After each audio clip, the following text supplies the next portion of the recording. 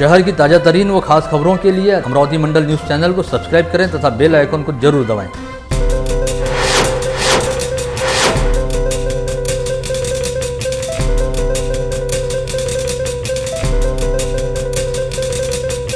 नमस्कार, दैनिक अमरावती मंडल के मंडल news bulletin में आप सभी का स्वागत है। आइए पेश करते हैं आज की कुछ खास खबरें। कोरोना वायरस संक्रमण के खतरे को देखते हुए विगत 6-7 माह से लगभग सभी उद्योग व्यापार धंधे बंद हैं। ऐसे में केंद्र सरकार द्वारा कोरोना संकट के मद्देनजर मोटर वाहन से संबंधित fitness, registration certificate, RC, pollution certificate सहित वाहनों की वैधता की मुदत 31 दिसंबर 2020 तक बढ़ा दी है। ऐसे में मुदत खत्म होने वाले वाहनों के दस्तावेजों का नूतनीकरण करने हेतु वाहन धारकों को पर्याप्त समय मिलेगा। केंद्र सरकार के इस निर्णय से समूचे देश के वाहन चालकों को एक बड़ी राहत मिलती दिखाई दे रही है और अब वाहन धारकों को अपने दस्तावेजों के नूतनीकरण हेतु चिंता करने की कोई जरूरत नहीं है। इतना ही नहीं तो सरकार ने एक्सपायर हो रहे ड्राइविंग लाइसेंस की वैधता भी 31 दिसंबर 2020 तक बढ़ा दी है। बता दें कि इससे पहले इन दस्तावेजों की वैधता 30 जून 2020 तक बढ़ाई गई थी और जून माह तक कोरोना को लेकर उपजे हालात में कोई विशेष सुधार नहीं होने के चलते यह मुदत 30 सितंबर तक बढ़ाई गई थी और अब लगातार तीसरी बार केंद्र सरकार ने इस मुद्दत को बढ़ाकर दिसंबर 2020 तक बढ़ा दिया है। इस समय जहां एक और कांग्रेस पार्टी में राष्ट्रीय अध्यक्ष पद को लेकर देश की राजधानी नई दिल्ली में काफी जबरदस्त उहापोह चल रही है, वहीं इस संदर्भ में अमरावती में जिला पालक मंत्री यशोमती ठाकुर तथा भाजपा नेता व राज्य के पूर्व कृषि मंत्री डॉक्टर अनिल बोंडे के बीच भी ट्विटर वॉर शुरू हो गया है। जिला पालक मंत्री यशोमती ठाकुर ने ट्वीट किया है कि गांधी एक परिवार नहीं बल्कि भारत का डीएनए है और यदि सोनिया गांधी पद छोड़ने का निर्णय कर चुकी हैं तो राहुल गांधी ने पार्टी का नेतृत्व करना चाहिए। पालक मंत्री ठाकुर के इस ट्वीट पर पलटवार करते हुए राज्य के पूर्व कृषि मंत्री व भाजपा के वरिष्ठ नेता डॉक्टर अनिल बोंडे ने कहा कि गांधी आपका डीएनए हो सकते हैं लेकिन हम भारतीयों का डीएनए श्री राम, श्री कृष्ण, श्री छत्रपति शिवाजी महाराज, महाराणा प्रताप व डॉक्टर भीमराव आंबेडकर से वास्ता रखता है, किसी फिरोज बाटलीवाला से नहीं। गांधी घराणं किंवा फिरोज बाटलीवाला घराणं हा यशोमती ठाकूरांचा डीएनए असू शकेल, परंतु आम्हा सर्व भारतीयांचा डीएनए हा प्रभू श्रीरामचंद्राचा आहे, श्रीकृष्णाचा आहे। हा डीएनए भगवान गौतम बुद्धाचा आहे, भगवान महावीरांचा आहे, छत्रपती शिवाजी महाराजांचा आहे, महाराणा प्रतापांचा आहे, भारतरत्न बाबासाहेब आंबेडकरांचा आहे, महात्मा ज्योतिबा फुल्यांचा आहे। यशोमती ठाकूरांनी भारतीयांचा अपमान करू नये, आपले शब्द वापस घ्यावे आणि हेही लक्षात ठेवावं की गांधी घराण्याच्या अगोदरपासून असलेल्या लोकांचा संपूर्ण भारतीयांचा डीएनए आहे। तो बाबराचा डीएनए नाही आहे, तो फिरोज बाटलीवाल्याचा डीएनए नाही आहे, हे लक्षात ठेवावं आणि अशा शब्दाबद्दल मी यशोमती ठाकूरांचा तीव्र शब्दात निषेध करतोय। जिले में पालक मंत्री यशोमती ठाकुर व पूर्व कृषि मंत्री डॉक्टर अनिल बोंडे के बीच चल रहे इस ट्विटर वॉर को लेकर काफ़ी रोचकता से देखा जा रहा है। महाराष्ट्र में ज्येष्ठा गौरी यानी महालक्ष्मी पूजन को एक प्रमुख पर्व माना जाता है। भाद्रपद माह के शुक्ल पक्ष में अनुराधा नक्षत्र में अपने अपने कुलाचार के अनुसार विभिन्न परिवारों द्वारा ज्येष्ठा गौरी व महालक्ष्मी की स्थापना की जाती है। इसी परंपरा के तहत इस वर्ष मंगलवार 25 अगस्त को ज्येष्ठा गौरी की स्थापना कर आह्वान किया जाएगा। दूसरे दिन बुधवार 26 अगस्त को ज्येष्ठा गौरी पूजन व महाप्रसाद का आयोजन होगा और तीसरे दिन 27 अगस्त को ज्येष्ठा गौरी का विसर्जन किया जाएगा। ज्ञात रहे कि ज्येष्ठा गौरी महालक्ष्मी की स्थापना व पूजन को काफ़ी महत्वपूर्ण त्यौहार के रूप माना जाता है और इस पर्व पर प्रसाद ग्रहण करना बेहद सौभाग्य की बात मानी जाती है। इस समय शहर के बाजारों में महालक्ष्मी और ज्येष्ठा गौरी के मुखौटे खरीदने हेतु मूर्तिकारों के यहाँ महिलाओं की अच्छी खासी भीड़ लगी हुई है। गढ़गढ़ेश्वर प्रभाग के शिव कॉलोनी व पुष्प कॉलोनी स्थित गटर कनेक्शन जोड़ने के बारे में कई बार ज्ञापन सौंपे गए, मगर इसका कोई हल न निकाले जाने से लोगों के घरों में गटर का पानी घुस रहा है और बीमारी का खतरा लगातार बढ़ रहा है। इस बात से नाराज होकर शिवसेना की पार्षद सुवर्णा राउत व मनसे के पदाधिकारियों ने आंदोलन करते हुए निगमायुक्त प्रशांत रोड़े के कक्ष के सामने ड्रम में भरकर गटर का गंदा पानी फेंका और अगर 2 दिन के भीतर समस्या हल नहीं हुई तो ठिय्या आंदोलन करने की चेतावनी दी। या भागामध्ये 4 ते 5 महिन्यापासून एनजीबीवाल्यांच्या जे गटर लाईन टाकलेली आहे त्या गटरचं पाणी त्यांच्या घरामध्ये 4 महिन्यापासून शिरत आहे। त्याच्या अगोदर आयुक्त साहेबांना 4 वेळा निवेदन दिलेले आहे। त्या 4 वेळा निवेदनमध्ये त्यांनी कोणतीही कारवाई केली नाही, म्हणून आज आम्हाला असा पवित्र उचलावं लागलं का त्या गटरचं पाणी महानगरपालिकेच्या दालण्यात आणून टाकावं लागलं। आज आयुक्त साहेबांनी सांगितलं का 4 वाजता तुमच्यासोबत येतो आणि आयुक्त साहेबांना स्पष्टपणे सांगितलं का 2 दिवसामध्ये तुम्ही हे आमचं कामाचा विल्हेवाट लावला नाही तर आम्ही 2 दिवसामध्ये तुमच्या दालण्यामध्ये सर्व प्रभागाचे नागरिक त्या एरियाचे नागरिक आम्ही तुमच्या जालन्यामध्ये येऊन बसू, अगर नाही त्याच्यापेक्षा अगर नाही झालं तर शिवसेने स्टाईलनं आम्ही त्यांना आमचं कशा पद्धतीचं काम असते ते दाखवून देऊ। विगत 5 माह से कोरोना संक्रमण के खतरे को देखते हुए जारी लॉकडाउन के चलते सरकार एवं प्रशासन द्वारा शादी ब्याह जैसे मांगलिक प्रसंगों पर कई तरह के निर्बंध व प्रतिबंध लगाए गए हैं, जिनमें अनलॉक की प्रक्रिया के तहत अब तक किसी तरह की कोई छूट नहीं दी गई, जिसकी वजह से इस तरह के आयोजन पर निर्भर रहने वाले मंगल कार्यालय व लॉन, मंडप decoration, lighting, photo studio, catering व बैंड बाजा जैसे व्यवसायों के संचालक पूरी तरह से खाली बैठे हैं और उन्हें विभिन्न आर्थिक समस्याओं का सामना करना पड़ रहा है। ऐसे में प्रशासन व सरकार को चाहिए कि अन्य व्यवसायों की तरह मांगलिक कार्य प्रसंगों से जुड़े व्यवसायों को भी अपना काम करने की छूट दी जाए और मांगलिक कार्यों से संबंधित प्रतिबंधों को शिथिल किया जाए। इस आशय की मांग को लेकर आगामी 27 अगस्त से जिले के सभी जनप्रतिनिधियों और प्रशासनिक अधिकारियों के घर जाकर उन्हें ज्ञापन सौंपा जाएगा। इस आशय का निर्णय गत रोज मांगलिक कार्य प्रसंगों से जुड़े व्यवसायियों की बैठक में लिया गया। इस बैठक में एक कृति समिति का भी गठन किया गया, जिसमें समिति प्रमुख के पद पर असोपा डेकोरेशन के संचालक पवन असोपा को जिम्मेदारी सौंपी गई है। अमरावती मनपा क्षेत्र के रिहायशी इलाकों में विगत लंबे समय से स्ट्रीट लाइट बंद पड़े हुए हैं। इस समस्या को लेकर मनपा के नेता प्रतिपक्ष बबलू शेखावत तथा पूर्व महापौर व पार्षद विलास इंगोले के नेतृत्व में कांग्रेस पदाधिकारियों व कार्यकर्ताओं द्वारा मनपा कार्यालय में जबरदस्त आंदोलन किया गया। साथ ही निगमायुक्त प्रशांत रोड़े के कक्ष में मोमबत्ती जलाकर प्रदर्शन करते हुए निगमायुक्त प्रशांत रोड़े को इस समस्या के संदर्भ में ज्ञापन दिया गया और महापौर से इस अव्यवस्था के चलते इस्तीफा मांगा गया। अमरावती महापालिकेच्या पूर्ण कार्यक्षेत्रामध्ये कोविड-19च्या या महामारीमध्ये या आजारामध्ये जनता अतिशय पहिलेच त्रस्त आहे आणि त्याच्यात जिथं कोविड पॉझिटिव्ह पेशंट निघतो तिथल्या वरचे सगळे स्ट्रीट लाईट बंद, पहिलेच भयभीत झालेली जनता आणि त्याच्यात अंधार असणं, पूर्ण स्ट्रीट लाईट बंद असणं हे काही योग्य नाही। त्यामध्ये काँग्रेस पक्षाच्या वतीनं आज मेणबत्ती लावून आंदोलन करण्यात आलं। या भारतीय जनता पक्षाच्या सरकारचा महापौरांच्या जी सत्ता आहे त्याचा निषेध करण्यात आला आणि स्ट्रीट लाईट कायमस्वरूपी बंद जे आहे ते सुरू करण्यात यावे अशी मागणी काँग्रेस पक्षाची खऱ्या अर्थानं होती आणि त्याच्या संदर्भात आयुक्तांनी आश्वासन दिलं की आम्ही ताबडतोब या संदर्भात तोडगा काढू म्हणून आणि स्ट्रीट लाईन यापुढे स्ट्रीट लाइट बंद रहना नहीं, अच्छी काळजी घेऊ म्हणून। अगस्त माह के दौरान हुई जबरदस्त बारिश के चलते जारी मौसम में बारिश ने अपने अपेक्षित स्तर को छू लिया है, लेकिन अमरावती सहित अकोला व यवतमाल में अब भी कुछ कसर बाकी है। मौसम विभाग के मुताबिक विदर्भ में आगामी 27 अगस्त तक औसत से अधिक बारिश होने की संभावना है, जिसके बाद बारिश का जोर कम होगा। इस संदर्भ में स्थानीय मौसम विशेषज्ञ अनिल बंड द्वारा दी गई जानकारी के मुताबिक 24 व 25 अगस्त को बेहद हल्के स्वरूप की वर्षा हो सकती है और कुछ स्थानों पर बिजली की तेज गड़गड़ाहट व आंधी तूफान आ सकते हैं।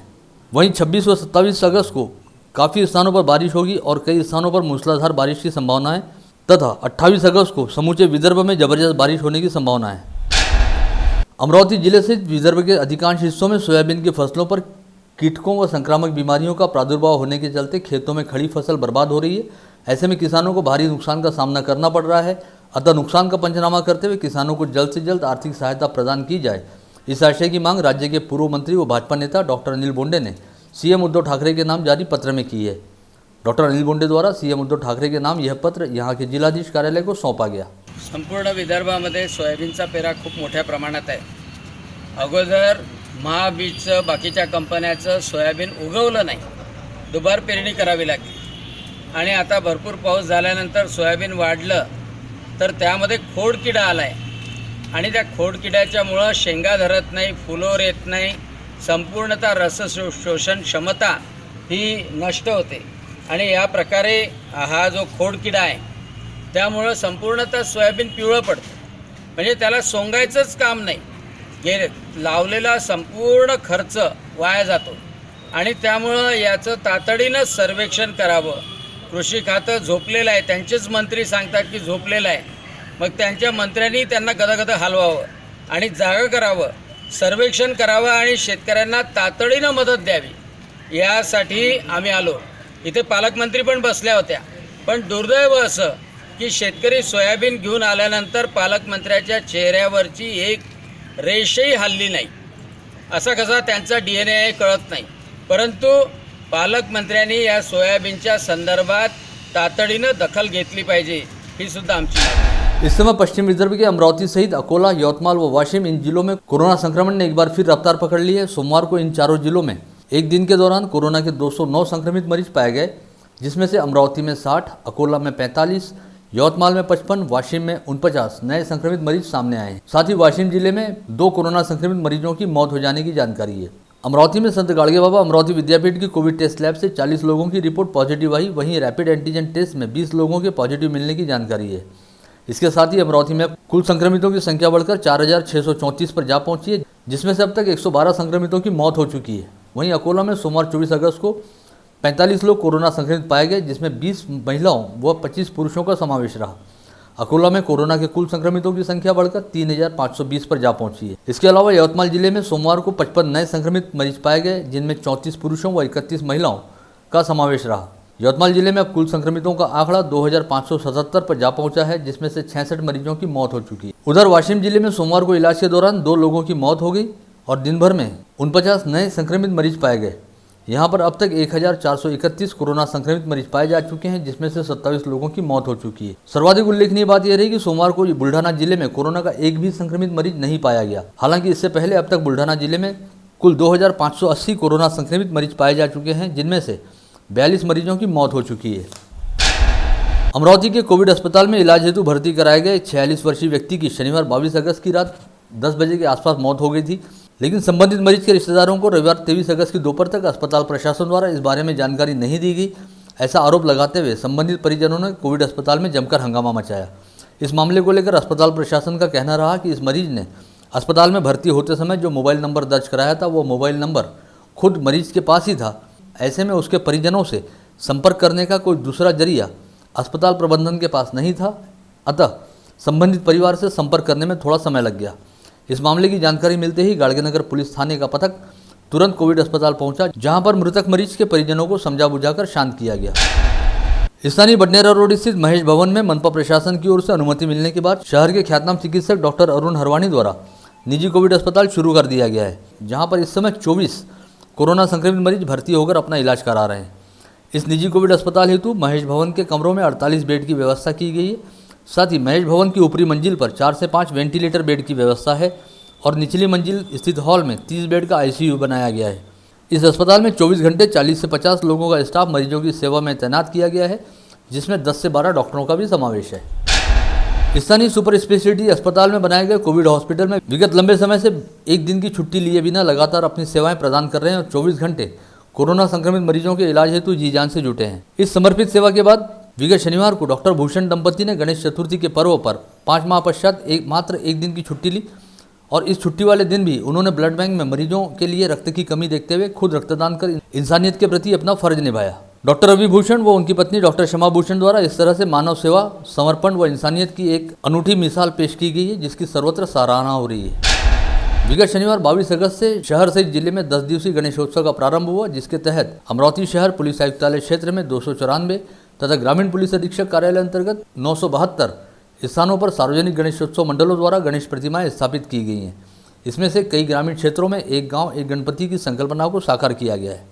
इन सभी गणेशोत्सव मंडलों द्वारा तमाम तरह के तामझाम और तड़क भड़क से दूर रहते हुए बेहद सादे व सामान्य ढंग से गणेशोत्सव मनाया जा रहा है। स्थानीय श्री कृष्णपेट निवासी खंडेलवाल परिवार द्वारा प्रतिवर्ष एक अलग तरीके से गणेशोत्सव का पर्व मनाया जाता है। परिवार के किसी भी सदस्य द्वारा देश विदेश अथवा किसी तीर्थस्थल पर जाने पर वहां की यादें व इतिहास ताजा रखने के लिए उस क्षेत्र के विख्यात गणपति की प्रतिमा अपने साथ लेकर आया जाता है। इस तरह खंडेलवाल परिवार ने विगत 27 वर्षों में विभिन्न तरह की 301 गणेश प्रतिमाएं धरोहर के रूप में अपने घर में संजो कर रखी है और हर वर्ष गणेशोत्सव के दौरान विधि विधान के साथ सभी गणेश प्रतिमाओं की पूजा अर्चना की जाती है। उन्होंने इन सभी मूर्तियों को रखने के लिए अपने घर में एक अलग तरह का मंदिर तैयार किया है। यहाँ पर भी गणेश प्रतिमाओं का नित्य पूजन किया जाता है। ऐसी जानकारी खंडेलवाल परिवार के सदस्य राजेश खंडेलवाल द्वारा दी गई है।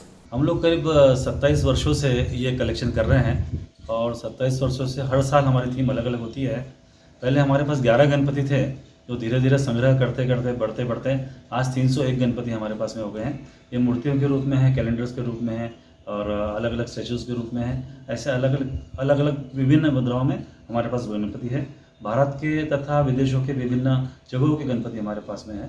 हर साल गणपति का एक थीम में हम लोग सजाते हैं और जो एक बार थीम हमने सजा ली वो थीम फिर बाद में रिपीट नहीं करते। कभी हमने डमरू के गणपति को बिठाया, कभी मयूर पे बिठाया। इस वर्ष हमारे मन में ऐसी बात थी कि हम लोग हाथी पे, गजराज पे गणपति को यहाँ बिठाएं। और हम लोगों की बहुत खुशकिस्मती थी कि हमारे पारिवारिक मित्र हैं विनोद जी डागा, उनके यहाँ बहुत अच्छे हमें गजराज फाइबर के मिल गए और उन 2 बड़े गजराज पे हमने गणपति की स्थापना। अमूमन भगवान गणेश की प्रतिमा में उनकी सूंड बाईं ओर होती है और काफी कम संख्या में दाहिनी सूंड वाली गणेश प्रतिमाएं देखी जाती है। अमरावती सहित यवतमाल में 16 स्थानों पर दाहिनी ओर की सूंड वाले गणेश जी के मंदिर हैं। इसमें से दमनगढ़ शहर के स्वर्गीय भागचंद अग्रवाल ने जयरामदास भागचंद फर्म के माध्यम से शहर के जेबी जिन में वर्ष 1963 में और राजस्थान के जयपुर से संगमरमर निर्मित दाहिनी सूंड वाले गणेश जी की प्रतिमा लाकर स्थापित की थी। इसी तरह विदर्भ के धामनगांव में 2 मंदिरों सहित वर्धा, आरवी, यवतमाल व अमरावती समेत 16 स्थानों पर जेबी फर्म के माध्यम से दाहिनी ओर सूंड रहने वाले गणेश जी के मंदिर निर्माण किए गए हैं।